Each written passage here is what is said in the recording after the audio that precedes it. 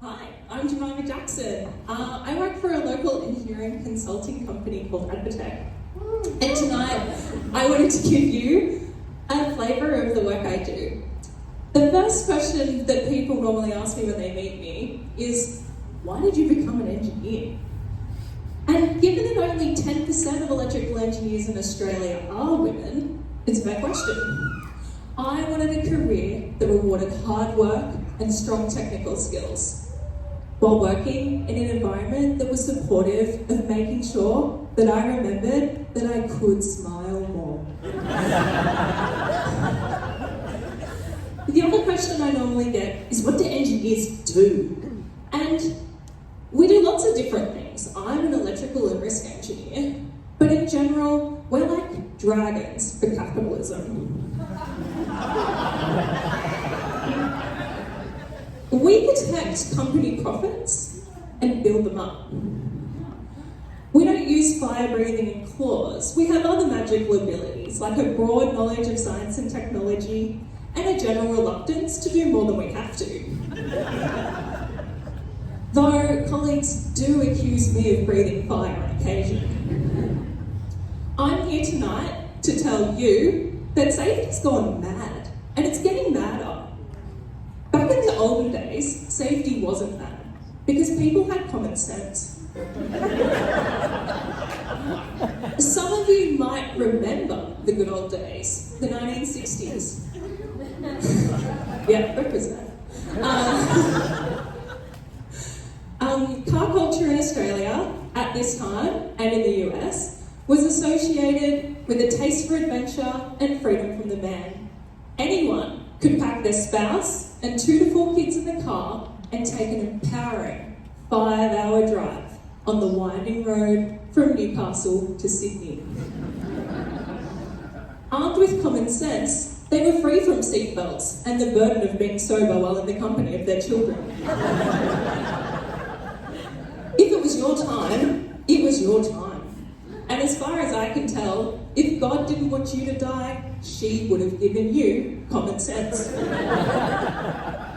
Coincidentally, 1970 had the highest absolute road toll in Australian history, killing around 2,000 people, or 30 people per 100,000.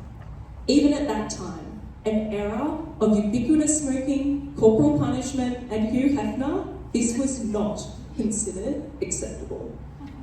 Seatbelts were made mandatory, and driving home after 3 schooners was discouraged.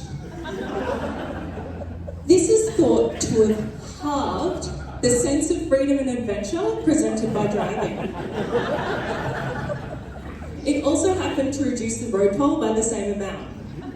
Additional measures, such as airbags, ABS brakes, better roads, learner drivers, all played their part in reducing the road toll. In that time,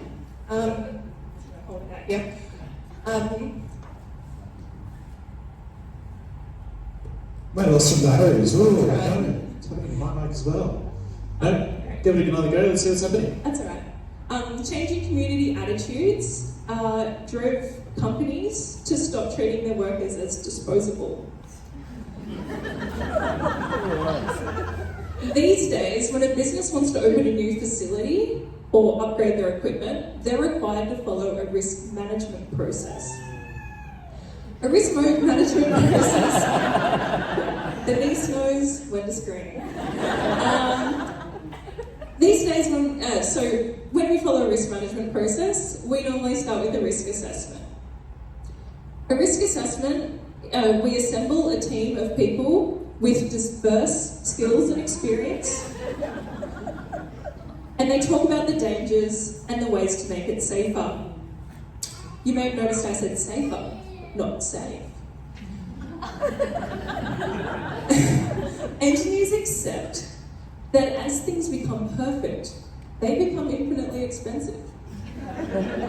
We hate infinitely expensive. So for every safeguard we propose, we have to assess the amount of safety that that safeguard would provide and compare it with its cost. By doing this comparison, we can ensure that safety is great, but cost is not greater. We can kind of think about this as reverse gambling.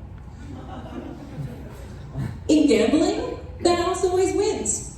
For every dollar you put in a poker machine, only 85 cents will ever come back out. But, are you feeling lucky? In risk engineering, we try to optimize for the lowest amount of bad things happening per dollar we invest. An example might be, if we put a fence around Barry out in the workshop, would that improve the welfare of the workers around it? Risk engineers can act as facilitators in a risk assessment process, and they can use their experience to help the team come to a common understanding about the dangers posed to workers and to help identify safety concerns that might have been missed.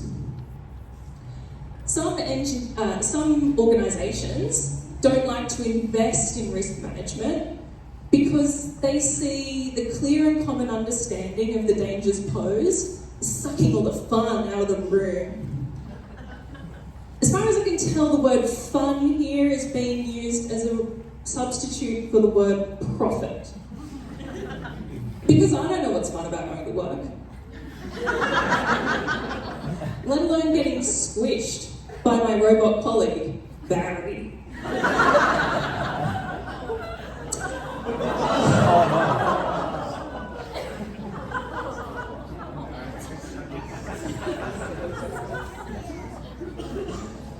Strong risk management at the beginning of a project means that safety is an inherent part of the design. This is because the further we get through any project, the harder it is and the more expensive it is to make changes and bring the project back on track. I think this is remarkably similar to trying to rescue a baking disaster. If you decide to bake a cake with no recipe and no plan, things can go wrong.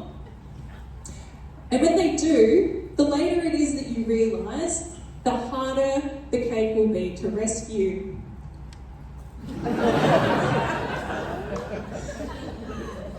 You can try icing, decorations.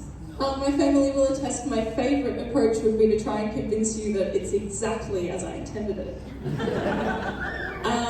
But there are just some things you can't fix. You have to throw it away and start again. Starting with safety in mind is the best way of ensuring that we achieve safety. And when we do, we rely less on cumbersome work procedures and high-vis vests to keep us safe at work. Just as your car has more alarms and flashing lights protecting your safety, so do our workplaces. These alarms and the sensors and the computers that control them are my area of specialisation. You can find these systems installed on the winders that operate underground lifts, conveyor belts, and industrial robots. When a computer is being relied upon to improve safety, we have to ensure that it operates every single time it is asked to do its job. In my role, I review and audit these systems against safety standards in their design, construction, operation, and maintenance. So scientists, when they discover something cool, they publish it, and they build on the research and knowledge of the papers published by other scientists. Engineers, we rely on tomes called standards. Standards are written by experienced engineers who've already made a lifetime of mistakes. And when they become outdated, engineers convene to update them. You might not have heard of standards before or realise how much they dictate the modern world. Power tools, kitchen appliances, playgrounds, and condoms all have standards that describe their key safety features. Standards provide tried and true methodologies that prevent engineers from having to repeat mistakes of the past. I've lost my point. Yeah, so they get back to what's important. Protecting profits.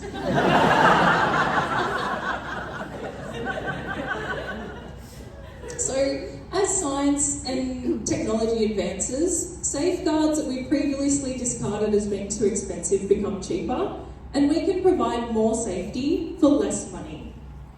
Examples of things that were fine but have been replaced with better solutions include asbestos buildings, leaded fuel, and surprise, surprise, relying on common sense to keep you safe at work. Safety's gone bad, and there's no going back.